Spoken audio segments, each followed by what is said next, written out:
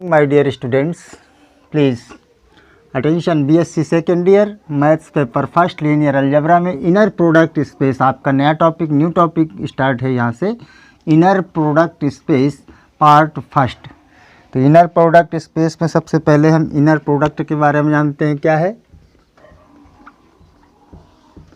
Inner product?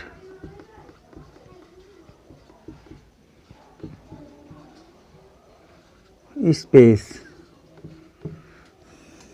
Inner product space में let B F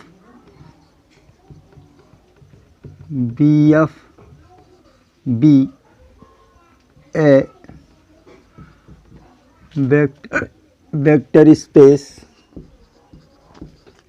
vector space over the field F. अब ये field आपकी हो सकती है जो है real number,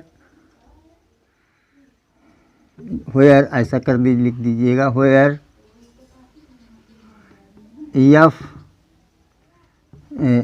F is a field of real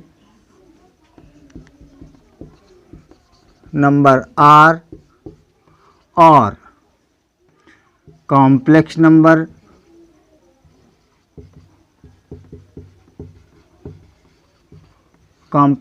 सी। यानी सी अगर आर सी और आर है तो आपका ये जो है आपका inner product space let V F be a vector space over the field F where F is a field of real number R और कॉम्प्लेक्स नंबर दिस जो है an inner product space and inner product space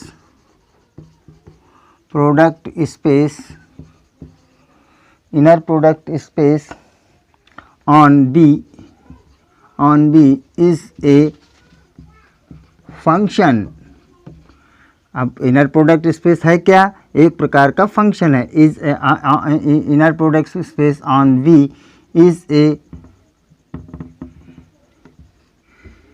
A function from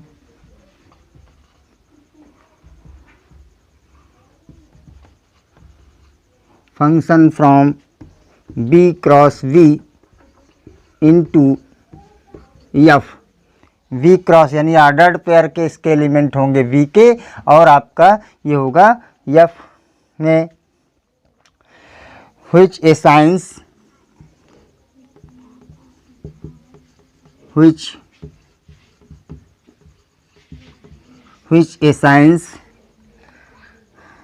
to each ordered pair each assigns to each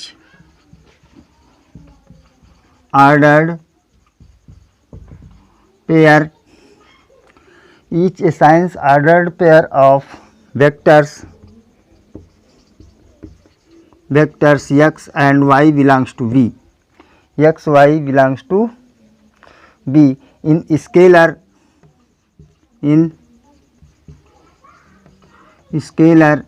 xy in F scalar this in F such that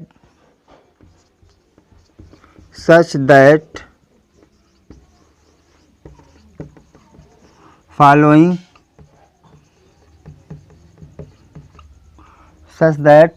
conditions are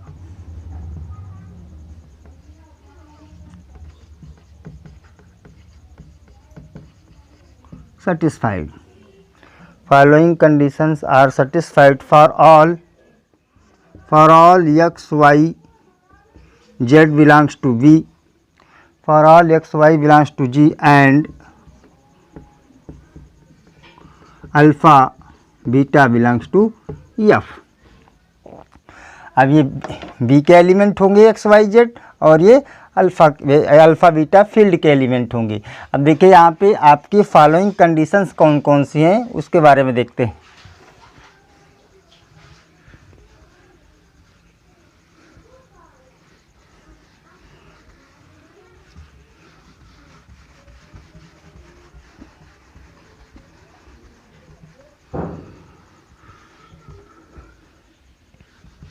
अब ये following conditions में first condition में conjugate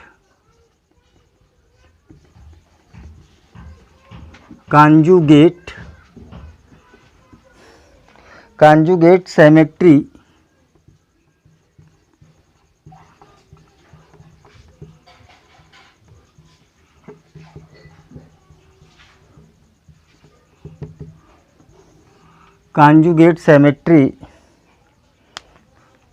conjugate symmetry क्या है? X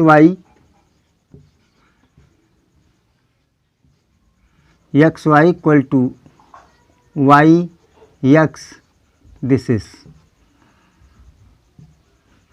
conjugate symmetry. Means आपके पास देखिए ये x y vector for all x y belongs to V, for all x y belongs to V. अब यहाँ पे देखिएगा ये कॉम्प्लेक्स कांजुगेट है आपका।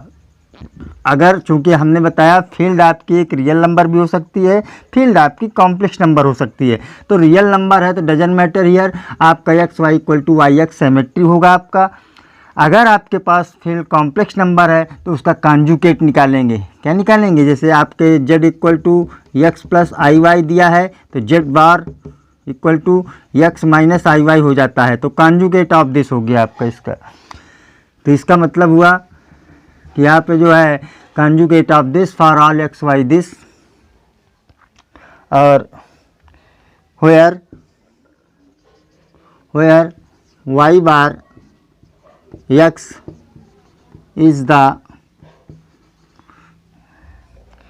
is the complex conjugate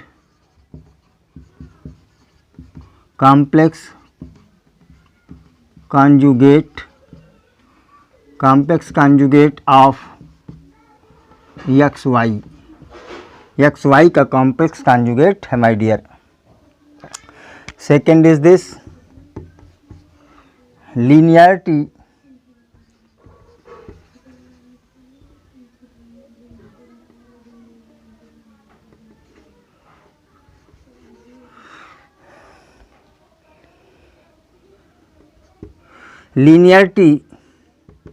अब लीनियरिटी कंडीशंस क्या है? लीनियरिटी में आपके पास देखिए alpha x plus beta Y and ये जेड, इस तरह से दो एलिमेंट ऑर्डर्ड पेयर में है आपके पास। This is equal to alpha X Z plus beta Y Z, beta Y Z है आपके पास। क्या है? बीटा वाई जेड है आपके पास। तो अब आप यहाँ पे ऐसे जो है अल्फ़ा एक्स दिस और दिस आप ऐसे लिख सकते हैं इसको लीनियरिटी कंडीशंस में फॉर अल्फ़ा बीटा। आपको पता है अल्फ़ा बीटा कहाँ के एलिमेंट्स हैं? फील्ड के एलिमेंट्स हैं। ये आपके रियल भी हो सकते हैं और कॉम्प्लेक्स भी हो सकते हैं आपके। ये एक्स वाई आपके वेक्टर्स हैं। तो इस तरह से लीनियरिटी कंडीशन हो गई आपकी। अब third is this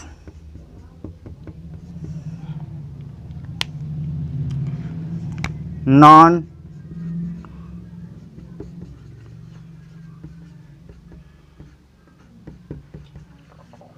negativity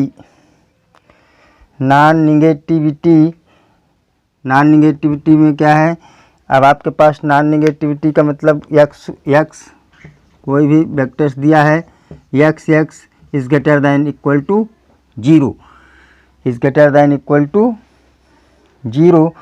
and x equal to zero, and अगर एक्स इक्वल टू जीरो है this implies that x equal to zero. ये नॉन निगेटिविटी कंडीशन है आपकी। तो इस तरह से आपके पास नॉन निगेटिविटी हो गई।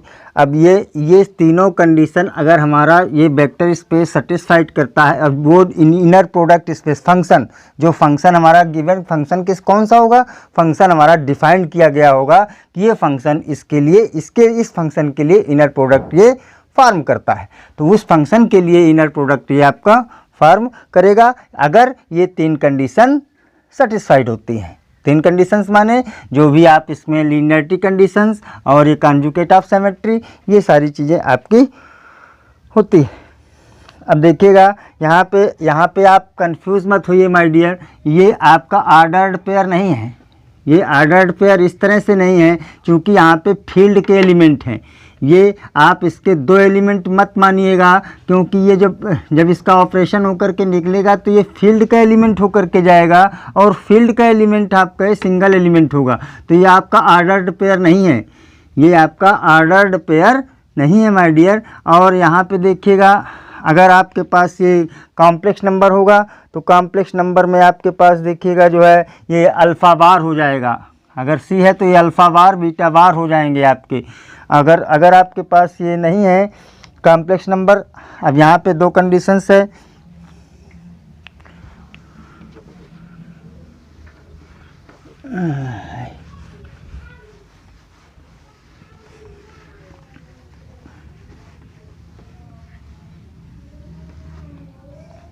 नोट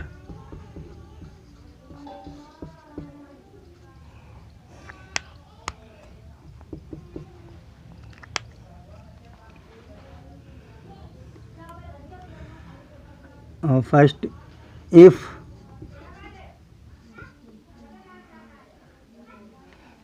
आपके पास अगर ये कंडीशंस है जो है ये आपके पास फर्स्ट कंडीशंस में ये आपके पास है inner product space form satisfied inner product defined on it.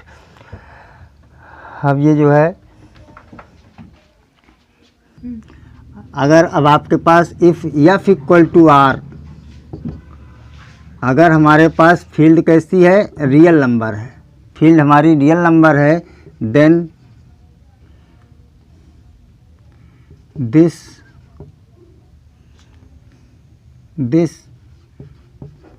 Inner product space is called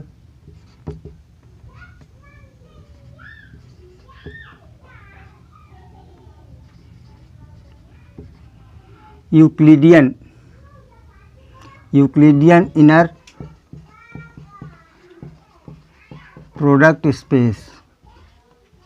Euclidean inner product space है अगर हमारे पास and if F equal to हमारे पास क्या है, सी है, फील्ड ऑफ कॉम्प्लेक्स नंबर, यानी complex number, then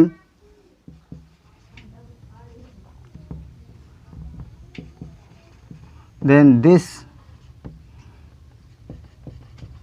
inner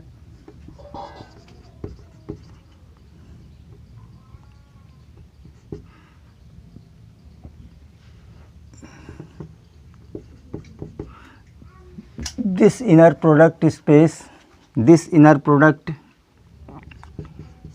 space is called यूनिसरी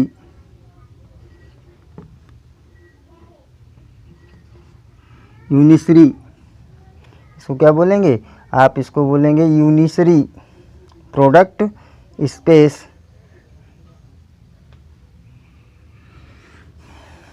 यूनिसरी product space it means that आपके पास ये होगा जो है यूनिसरी प्रोडक्ट स्पेस।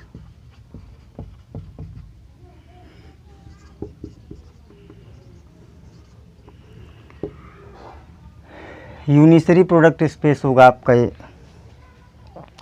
और तो इस तरह से आपके पास, आप नोट 2 में देखिएगा,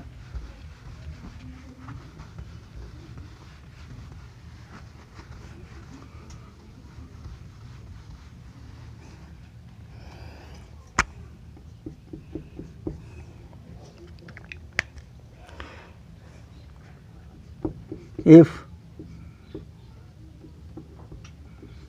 F is an inner product space,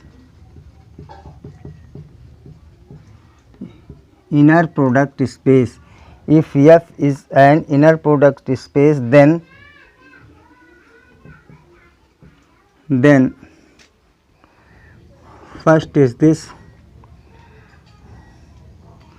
alpha x minus beta y and z is equal to alpha xz minus beta yz, ऐसा हो जाएगा। और x second is this x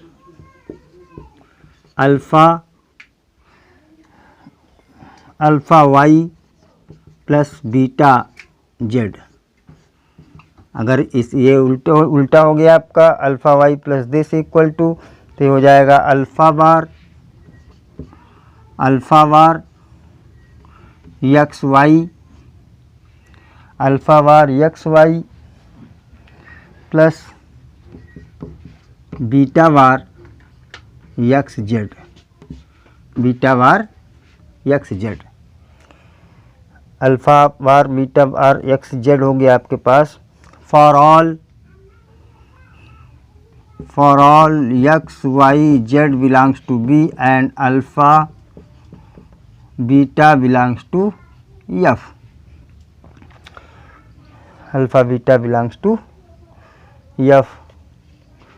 इस तरह से आपके पास है। ये आइएगा एक एग्जाम्पल देखते हैं my dear.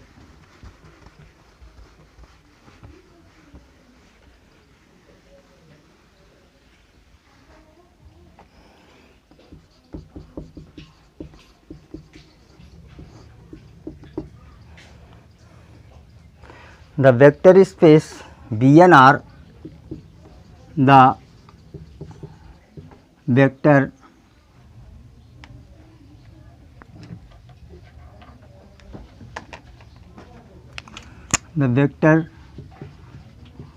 space BNR, the vector space BNR is an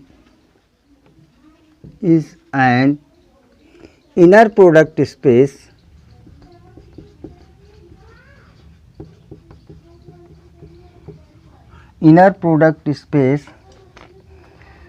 with respect to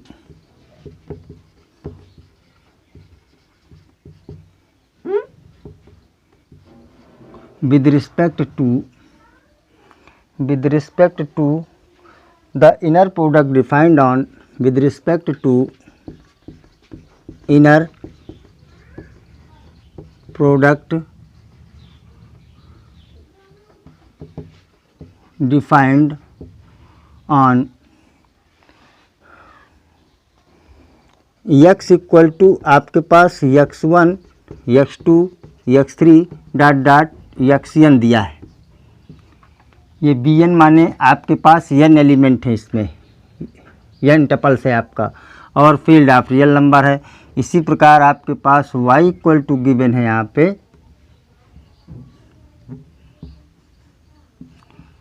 y1 y2 y3 dot yn। ये x और y दो एलिमेंट आपके पास इसमें है। तो ये किस तरह से डिफाइंड किया गया है? डिफाइंड बाई आपका जो है एक्स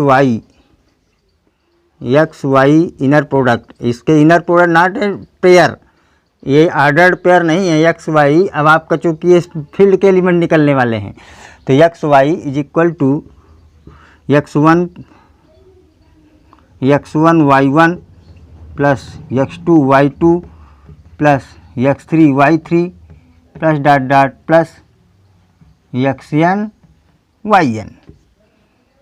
इस तरह से ये आपका डिफाइन किया गया है माय डियर। इसको इक्वेशन नंबर फर्स्ट डाल दें। ओके, तो ये आपका डिफाइन किया। अब इससे हमें इनर प्रोडक्ट स्पेस की कंडीशंस को सेटिस्फाइड करना है। अब तो जो है सॉल्यूशन देखेंगे। फर्स्ट में क्या है, फर्स्ट में आप जो है symmetry of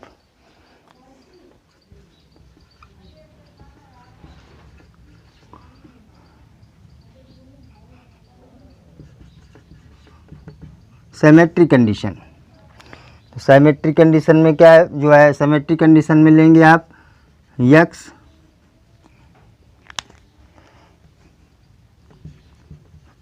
y is equal to, तो एक्स वाई अब हमारा इस तरह से डिफाइन किया गया है। तो x1 y1 plus x2 y2 plus x3 y3 plus dot dot plus xn yn। अब आप इसको ऐसे भी लिख सकते हैं y1 x1 plus y2 x2 plus y3 x3 plus yn xn xn। अब क्यों ऐसा क्यों लिख सकते हैं, सिंस या by commutative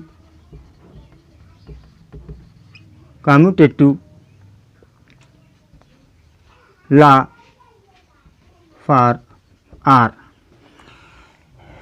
law for multiplication लिख सकते हैं, फॉर मल्टीप्लिकेशन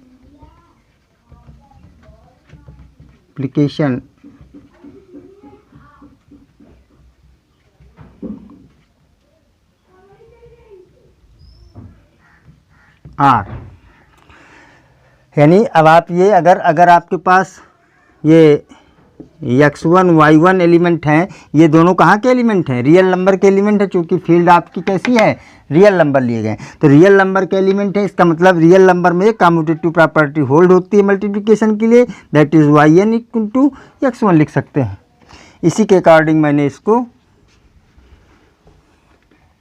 यहाँ पे ऐसे रख दिया। ओके, तो this is equal to y x, this is equal to y x हो जाएगी। तो जो है इस तरह से x y equal to this and y equal to this commutative यानी सिमेट्री कंडीशन आपकी सेटिस्फाइड हो गई।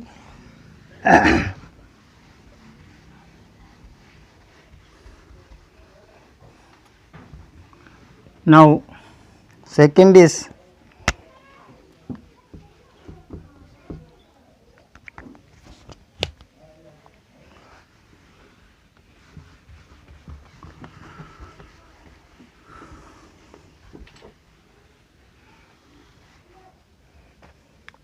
linearity condition।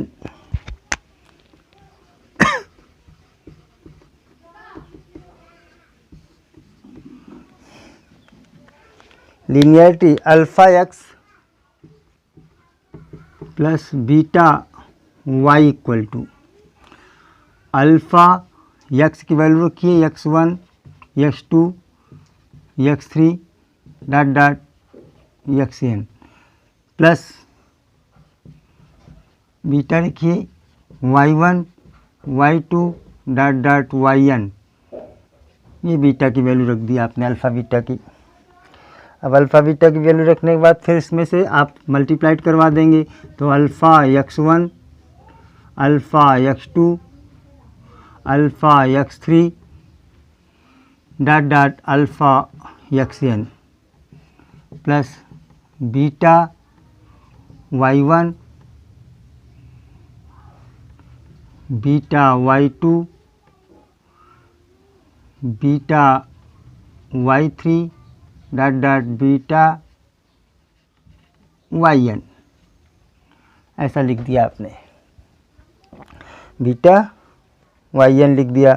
अब देखिएगा जो है आपके पास एक जेड कंडीशंस लेंगे, जेड एलिमेंट चाहिए हमको, तो जेड जो होगा वेक्टर का कैसा एलिमेंट होगा, z1 z2 z3 dot dot zn होगा आपके पास। जब ये zn होगा तो अब आप इसको निकालेंगे तो alpha x plus beta Y and z is equal to alpha x plus beta y into z1। तो आप इसको ऐसे लिखेंगे, alpha x1 plus beta y1 into z1।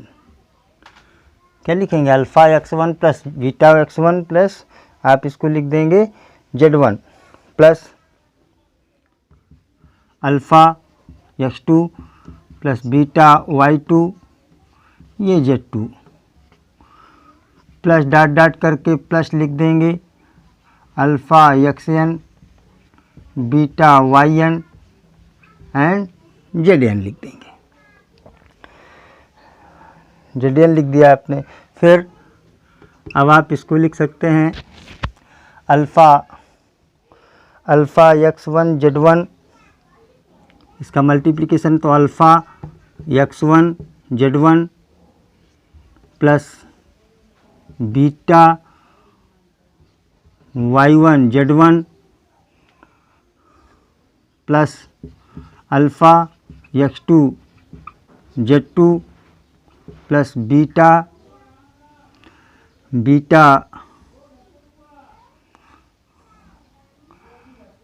y2 z2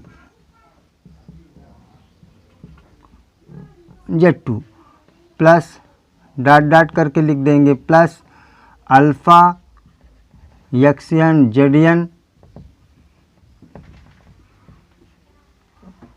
alpha xn zn plus beta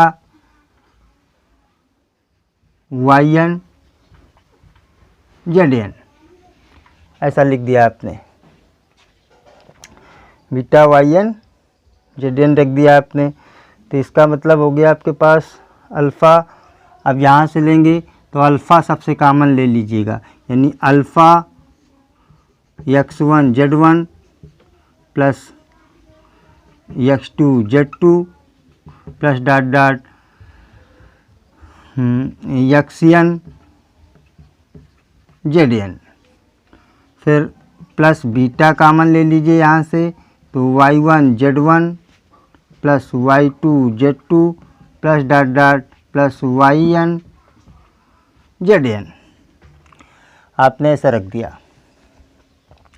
this is equal to, देखिए ये क्या बन गया, एक्स जेड बन गया आपका, क्या बन गया, X alpha X Z plus beta Y Z मिल गया, alpha X Z and beta Y Z. अब ये कंडीशन हो गई आपकी लीनियरिटी की।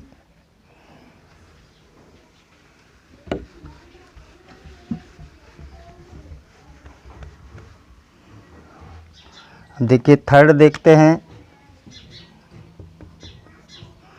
थर्ड में non negativity condition.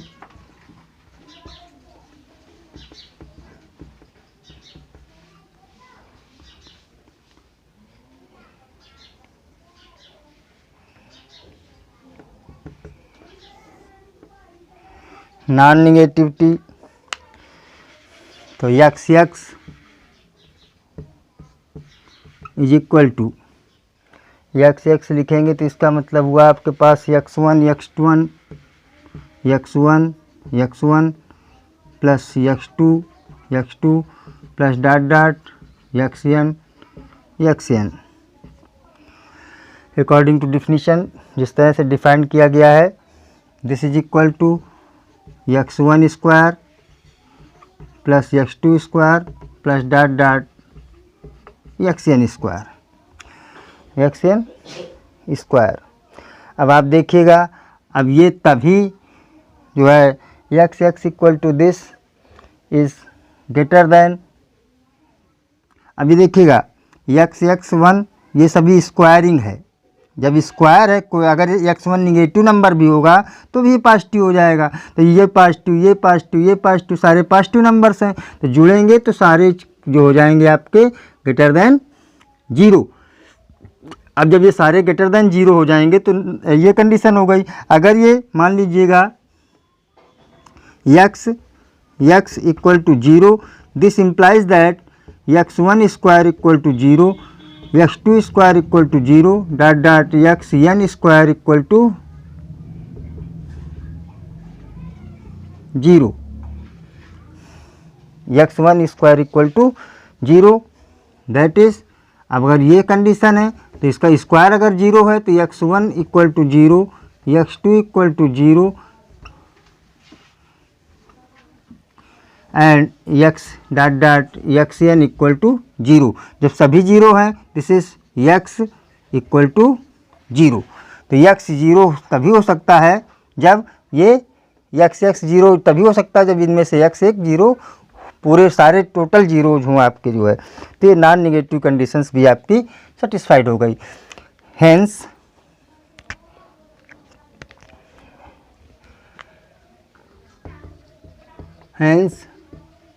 All,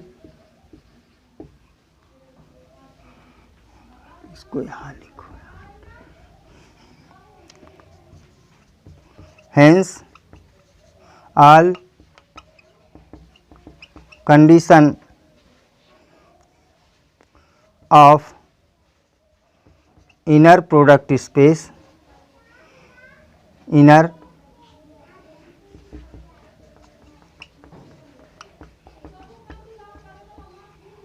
product space are satisfied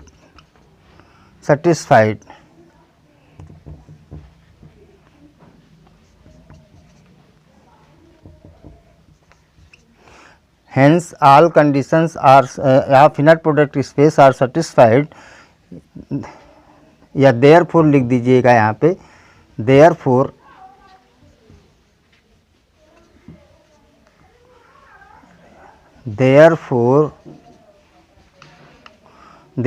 all conditions of inner product space are satisfied, hence it is an inner product space. ये आपका inner product space है। तो ये इनर प्रोडक्ट स्पेस की सारी conditions हो गई, एग्जाम्पल हो गया। Okay, thank you.